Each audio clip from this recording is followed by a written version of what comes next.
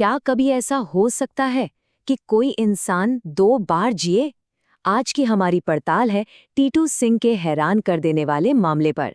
एक ऐसा लड़का जिसके बारे में कहा जाता है कि उसने एक नहीं बल्कि 2 जिंदगियां जीं। हम सब ने कभी न कभी ये सोचा तो जरूर है कि मरने के बाद आखिर होता क्या है। क्या मौत के साथ ही सब कुछ खत्म, या फिर कहानी का कोई अगला पन्ना भी होता है? तो चलिए भारत के एक छोटे से गांव चलते हैं जहां एक ऐसी कहानी सामने आई जिसने हमारी अब तक की सारी समझ, सारी धारणाओं को हिलाकर रख दिया। एक ऐसा रहस्य जिसने दुनिया भर के साइंटिस्ट्स को भी सोचने पर मजबूर कर दिया। तो इस कहानी का पहला हिस्सा है एक लड़के की असंभव यादें। सोचिए, एक 2 साल का बच्चा और उसके कुछ ऐसे दावे जिन पर यकीन करना नामुमकिन सा लगता है। ये है टीटू सिंह। पहली नजर में तो बिल्कुल एक आम बच्चा, लेकिन जब ये सिर्फ 2 साल का था, इसने ऐसी ऐसी बातें बतानी शुरू कर दी जो किसी भी 2 साल के बच्चे के लिए जानना नामुमकिन था। उसका सीधा साधा दावा था कि उसे अपना पिछला जन्म याद है। और ये कोई बच्चों जैसी धुंधली बातें नहीं थीं। पहली और सबसे चौंकाने वाली बात जो उसने कही वो ये थी कि उसका नाम टीटू है ही नहीं। वो जिद पर अड़ गया कि उसका असली नाम तो सुरेश वर्मा है। और देखिए, बात सिर्फ नाम तक नहीं रुकी, वो तो छोटी छोटी डिटेल्स बताने लगा। उसने सुरेश की जिंदगी को ऐसे बताया जैसे कल की ही बात हो, कि वो पास के एक शहर में रहता था, उसका घर कैसा दिखता था, उसकी फैमिली में कौन कौन लोग थे, और तो और उसे ये तक याद था कि उसकी मौत कैसे हुई थी। अब जाहिर सी बात है, किसी भी माता पिता की तरह शुरू शुरू में तो उन्हें भी लगा कि ये सब बस उनके बेटे के मन की उड़ान है। बच्चे तो कहानियां बनाते ही है ना, है ना? लेकिन टीटू की ये कहानी ये खत्म ही नहीं हो रही थी, बल्कि दिन ब दिन और असली लगने लगी थी। तो अब कहानी पहुंचती है अगले मोड़ पर, कल्पना से जांच तक।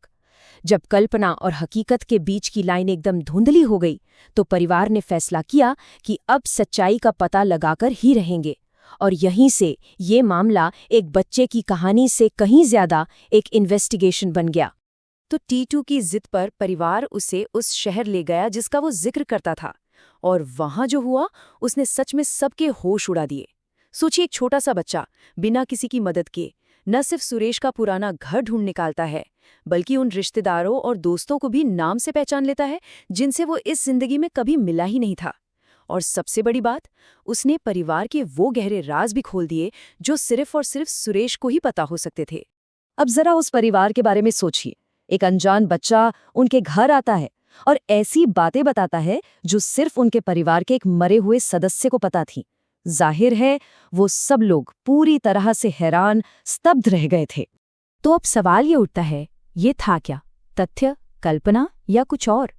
अब वक्त था एक एक्सप्लेनेशन ढूंढने का। जब एक बच्चे की बातें इस तरह सच होने लगे तो सवाल तो उठेंगे ही। क्या ये वाकई पुनर्जन्म था, या कोई धोखा, या फिर इसके पीछे कोई और ही वजह थी? चलिए देखते हैं। जैसी ही ये कहानी बाहर आई, दुनिया भर के साइंटिस्ट्स और स्केप्टिक्स, जो शक करते हैं, वो इस पर टूट पड़े। उन्होंने हर एंगल से इसकी पड़ताल की, किसी धोखे का सबूत ढूंढने की खूब कोशिश की, लेकिन कुछ नहीं मिला। किसी के पास कोई जवाब नहीं था। कोई नहीं बता पाया कि एक छोटा सा बच्चा ये सब कैसे जान सकता था। तो कुल मिलाकर 2 बड़ी थ्योरीज सामने आईं। पहली, पुनर्जन्म। ये एक बहुत पुरानी मान्यता है कि मौत के बाद आत्मा एक नया शरीर ले लेती है। और दूसरी तरफ थी वैज्ञानिक सोच कि शायद ये सब एक बहुत क्रिएटिव बच्चे की कल्पना और कुछ गजब के इत्तेफाकों का खेल था। पर एक और संभावना भी तो है ना? क्या पता ये कुछ ऐसा हो जिसे हमारा आज का विज्ञान अभी समझ ही नहीं पाया है।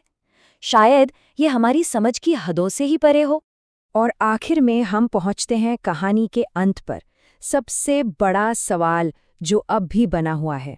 एक ऐसा रहस्य जो शायद हमेशा बना रहेगा। हम घूम फिरकर वहीं आ जाते हैं जहां से शुरू हुए थे, एक ऐसे सवाल पर जिसका कोई सीधा जवाब नहीं है। इतनी जांच पड़ताल, इतनी थ्योरीज, इन सब के बावजूद आज तक कोई भी पक्के तौर पर ये नहीं कह सका कि आखिर टीटू को ये सब पता कैसे था। ये आज भी एक अनसुलझी पहेली है। सच तो ये है कि टीटू की कहानी हम सबको जिंदगी के अगले लेवल के बारे में सोचने पर मजबूर कर देती है। ये हमें वापस उन्हीं बड़े सवालों पर ले आती है जिनसे हमने बात शुरू की थी। ये हमें अस्तित्व के बारे में और उन संभावनाओं के बारे में सोचने पर मजबूर करती है जो शायद हमारी रोज की दुनिया से बहुत आगे हैं। तो जाते जाते एक सवाल, अगर किसी को मौका मिले तो क्या वो अपना पिछला जन्म याद रखना चाहेगा? सोचिए, क्या वो यादें एक तोहफा होंगी या फिर एक बोझ? इसका जवाब शायद ही कभी मिले, लेकिन ये सवाल सोचने पर मजबूर जरूर करता है।